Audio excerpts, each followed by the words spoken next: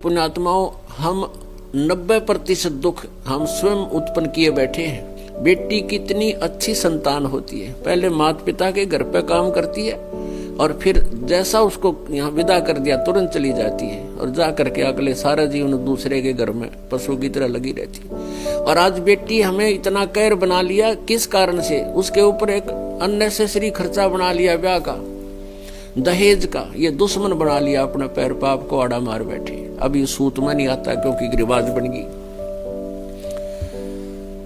और जिस कारण से बेटियों की मृत्यु गर्भ में करने लग गए, देख कैसे पापी बन गए हम। तो हम विवाह शादी में खर्च करते हैं, ये भी हमारी नालायकी है। अब जैसे हम यहाँ ड्रामाबाजी करते हैं विवाह के समय, कोई डीजे बजाता है, कोई बैंड बाजे बजाता है, डांस करते हैं, उद्मस्तार देते हैं।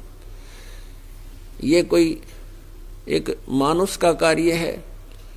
जिनको ज्ञान नहीं वो लोग ऐसा किया करते हैं। बच्चों का विवाह परमात्मा ने कर रखा होता है, क्योंकि संस्कार भगवान ने पहले जोड़कर तैयार कर रखे होते हैं। तो उसमें हमने घना ड्रामाबाजी नहीं करनी चाहिए। बच्चों का विवाह वचन से होता है, बच्चों का विवाह वचन से होता है। भाई हमने अपनी बेटी आपके पुत्र से इसका विवाह कर दिया, नाता जोड़ दिया। वो कहते हैं ठीक है, हमने स्वीकार कर लिया, तो हो गया ब्याह। इसमें चाहे सिंपल खाना खा लो, चाहे इसमें ढोल पीट लो और चाहे इसमें नाच गा लो, बात वह है कि वह उतनी ही है। बच्चों का संस्कार जोड़ देना है और उनको विदा कर देना। इससे फालतू हम करते हैं तो हम बकवाद करते हैं वो। तो इस प्रकार हमने हर प्रकार से अपने इस वाहियात खर्चे को कम करना है। और फिर देखना 20% मेहनत से आपका गुजारा सुथरा चलेगा और फिर बाकी जो समय आपको मिलेगा वो भक्ति करेंगे, भगवान का नाम जपया करेंगे। अभी शुरुआत है इस मार्ग की। पुण्यात्माओं, कुछ दिनों में देख लेना आप सब तंग पा रहे ब्याह की व्यवस्था से। किसी के 2 लड़कियां हो जाती हैं और आजकल जैसे विवाह की प्रथा चली हुई है, उसके लिए मरण हो जाता है। सारा दिन चिंतित रहता है, किसी से कर्जा लेता है, कुछ करता है, कुछ करता है।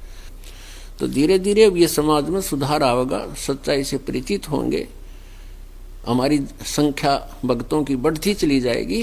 तो फिर अभी तो समाज में विरोध बन जाता है, क्योंकि जैसे भगत की लड़की है, भगत से शादी करनी पड़ जाती है, तो उनके रिवाजें, उनके सारे वही सांग होते हैं। लेकिन भगत को चाहिए कि पहले खोल कर दे कि अकेली लड़की है मेरे पास, ना कोई दहेज दूंगा। और पुण्यात्माओं, परमात्मा ने जहाँ संस्कार जोड़ रखे हैं उसने तोड़ कौन देगा, उसको रोक कौन देगा? हम डर जाते हैं, घबरा जाते हैं कि बेटी का ब्याह ना हो। ये भूल कर ना सोचना। फिर देखना परमात्मा की लीला कैसी करते हैं वो अपने। फिर वो परमात्मा साथ देंगे आपका, जब आप उसका नियम पालन करोगे। और जिस भगत के लड़के का विवाह है तो उसको तो कहना ही क्या है, साफ कह दे अगले को मुझे लड़की चाहिए, इसे एक्स्ट्रा कुछ नहीं, 2-4 भगत जाए, अपना उनका भोजन पानी जैसा सिंपल सा करे और बच्चे को विवाह के घर ले आवे। इस तरह आप सुधार लाओ, अपने आप में भी सुधार करो, समाज में भी फर्क पड़ेगा धीरे धीरे। और जब आपका ये सारा जो है ना व्यवस्था बदल जाएगी, फिर देखना कितना हल्का फुल्का महसूस करोगे। पुण्यात्माओं, जब तक हम भगवान पर विश्वास नहीं करेंगे, हम दूसरे के धन को चाहते हैं, जैसे विवाह में दहेज में, तो वो पैसा आपके पास नहीं रहेगा। वो किसी और कारण से कहीं, जैसे बेटी वाला दुखी हो करके, वो तो आत्मा, देखो सबके पास धन नहीं है और एक रिवाज बन गई अब इस तरह का, ऐसा करना वैसा करना, तो उसकी आत्मा बहुत दुख पाती है और वो फिर देना भी पड़ता है, क्योंकि बेटी को पराई करना है। तो वो दिया हुआ धन अगले को कभी नहीं रास आता, लेकिन हम अंधे होकर घसीट रहे हैं इसको। तो इस प्रकार हमने पाप से भी बचना है, अपने ऊपर किसी का कर्जा नहीं होने देना, क्योंकि हमने मोक्ष चाहिए। तो मोक्ष के लिए हमने यहाँ से हर प्रकार से अपना बोझ हल्का करना है, पापों से डरना है और परमात्मा का सत्य सुमरण करना है।